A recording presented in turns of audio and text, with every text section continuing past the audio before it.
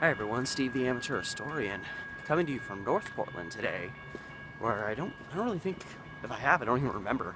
I haven't really done many episodes in this series, but I discovered myself suddenly finding some cases that were in close proximity to one another, so it was really easy to just come up here to an area that I've kind of passed through, but I haven't really stopped in all that often.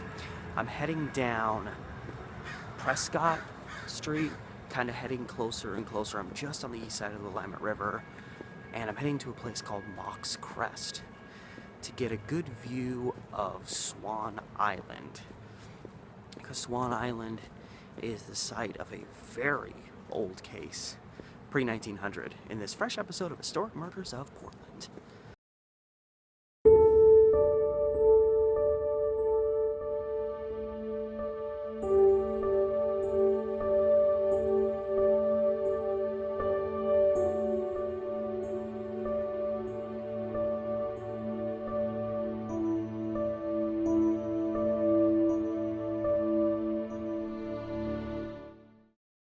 So I'm a regular old dummy.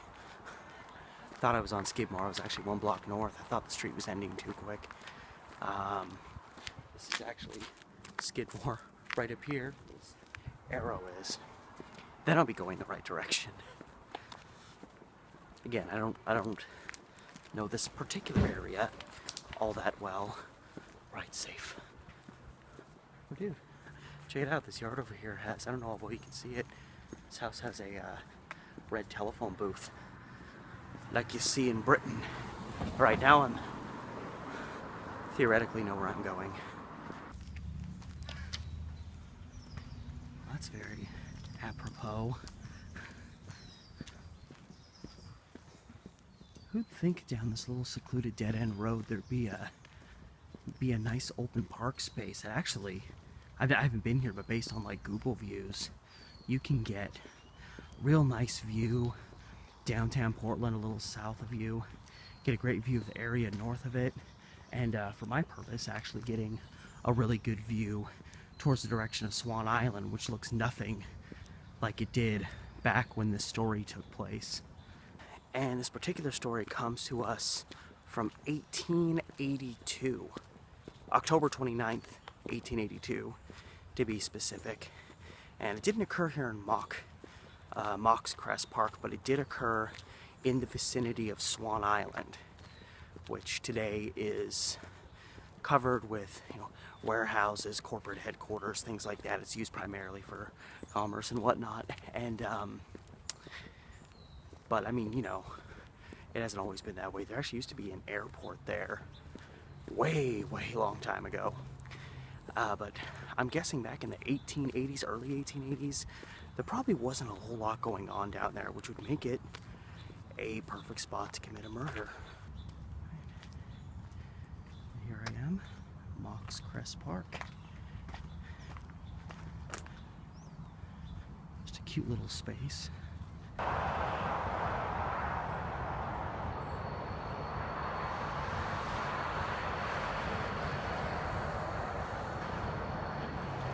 Alright, now, Swan Island isn't exactly a full island. It just it's more a really long peninsula that you can make out from here. You can see here's the Willamette River, and then here's land, and then right here you see water again. So the water just goes up and around, and this whole area is just this long, ongoing peninsula that's known as Swan Island. And for our sake, in the vicinity of Swan Island, right back here, morning of October 29th, 1882, the body of a man named Carl Anderson was discovered. Right on the island, there's a long, see how there's there's an edge here. This just goes on and on and on, all the way up and around till, you get all the way up to University of Portland, and just, there's this cliff's edge as you're near the river, and below it is just a lot of this commerce, warehouses, railroad lines, things like that. But back in 1882, there wasn't a whole lot going on down here. In fact, one of the last people to hear about Carl Anderson before he died said that he and his brother Alfred Anderson were going to go hunting in the vicinity of Swan Island, and then suddenly Carl Anderson turns up dead. So I mean, that just goes to show you how much more desolate this probably is, that this was a place where people went to like hunt wild game and things like that. Now, when Carl Anderson's body was discovered back here, and again, I would get closer, it would take me forever to get down there, and there's no description of the actual vicinity. It may have not even been on Swan Island. It may have been more towards where it begins. It may have been on kind of the cliff's edges over here. I'm not exactly sure. But it's all just commerce down there now. It's probably loud as hell with big trucks and trains moving around. But Carl Anderson was discovered riddled with buckshot. He had just been blasted. Probably died pretty quickly, but it was probably still a fairly painful death. And he was just more or less stumbled onto. And it's interesting, he's discovered October 29th, but it had been like 2.5 weeks since anyone had actually seen Carl Anderson. And the idea about Carl Anderson is he apparently was a saloon owner in Chicago. He apparently had roots there, had been there a while, and for whatever reason he made the decision, the economical decision, it seems, the financial decision, to go all the way, 2/3 of the way cross country and move to Portland to establish work here. What motivated him to do that, I don't know. And he was seeing a woman named Birdie Nelson, who he brought to Portland with him. And Birdie Nelson is described as Carl Anderson's mistress. I didn't see any acknowledgement that Carl Anderson was married, maybe separated from a wife, estranged from a wife, that he was married, had a girlfriend, anything. And yet, Birdie Nelson is described as his mistress, so I don't know what the background is on that. I don't know if maybe because they were seeing each other out of wedlock, they wanted to kind of disrespect Birdie Nelson by demeaning her to the level of mistress as opposed to girlfriend. But whatever the case, she came to Portland from Chicago with Carl Anderson. And by Carl Anderson's brother Alfred Anderson's own admission, Alfred Anderson had been here almost a decade by the time of Carl's arrival in 1882. And maybe the fact that his brother was living here, maybe that played a part in Carl coming here. But by Alfred Anderson's own description, he was already established here. And by Birdie Nelson's own account, she comes here, picks up her life, moves to Portland, a place that neither one of them have any prior experience in. It's the other side of the world to these people, especially in the 1880s when people usually didn't get to travel that far. And it seems not too long after they got here in early September 1882. So Carl Anderson was found dead within 2 months of relocating to Portland. But by Birdie Nelson's own account, not too long after they got here, it seems Carl Anderson had become bored with her, disinterested in her. He was maybe trying a little too hard to make his business work, because it seems within a month of coming to Portland, Carl Anderson was already considering going back to Chicago. Because things just weren't working out in Portland. I don't know what he expected coming to a place he's never been to before, expecting everything to go perfectly overnight, but maybe he was a little too invested in his work and not invested enough in Birdie, and she was kind of becoming estranged from him. And it seems at this point, Alfred Anderson, Carl's brother, steps in and, as the newspapers reported, asks her to become his mistress now. Not his girlfriend, but his mistress. Again, I don't know why they use the term mistress. I don't know if Alfred Anderson was married, estranged, had a girlfriend, broken up, the same as Carl. I don't know. But that's what was going on. And, when Carl Anderson was discovered dead back here, I mean, two of the first people to come under suspicion are the only two people that really knew him in Portland. His brother Alfred and his seemingly former mistress, Birdie Nelson. And what brings them under further suspicion is by October 29th, when Anderson's body is discovered, both Alfred and Birdie have split town. And they're ultimately tracked to San Francisco. I don't know how the authorities got hold of that information, but it seems in between when Carl Anderson's last seen and when his body is discovered, Alfred Anderson decides to relocate to San Francisco, seemingly for the same reason Carl Anderson came to Portland. He's gonna, rejuvenate his business, or, find new work, or extend upon his work in San Francisco. They're seen to stay at the Norton House, which still stands today, a very old building that's in the Chinatown area. They were seen staying there one night, and the next morning they reportedly get on a boat to ship out to start heading towards San Francisco. So authorities want to question them because the deceased knows them and they've conveniently left town, which is always a red flag. So once they arrive in San Francisco, perhaps by surprise, both Alfred Anderson and Bertie are apprehended, and the police have some questions for them in relation to this crime. And Alfred Anderson, again, said the last time he saw his brother was, more than 2 weeks before his death. He said that he saw his brother, I think, around October 10th. And, Bertie kind of had the same story. She hadn't seen him super recently, and they both maintained the same general story that Carl Anderson had told them he was going to go back to Chicago. He tried Portland, it didn't work out, and he was going to go back to, I guess, the city that he knew. That was the story they stuck to. And, by the time Carl Anderson is presumably, dead down by Swan Island, they're telling other people right before they leave town, oh yeah, you haven't seen Carl lately? Well, Carl Anderson's gone. Carl went back to Chicago. That's why you haven't seen him recently.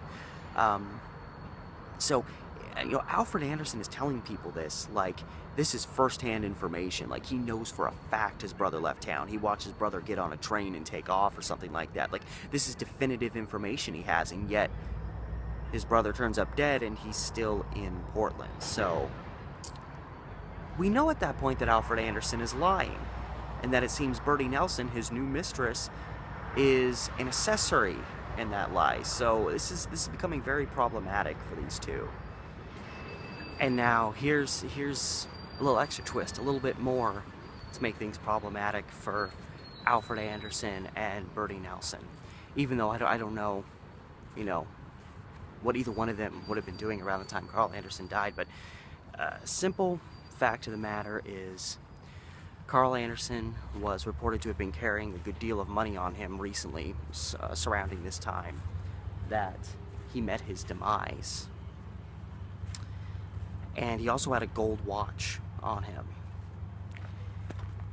And the shooting was clearly, this was not a hunting accident or anything like that. He was, shot through, I think shot near the ear, bullet went through his head. This was obviously very intentional, premeditated case of killing.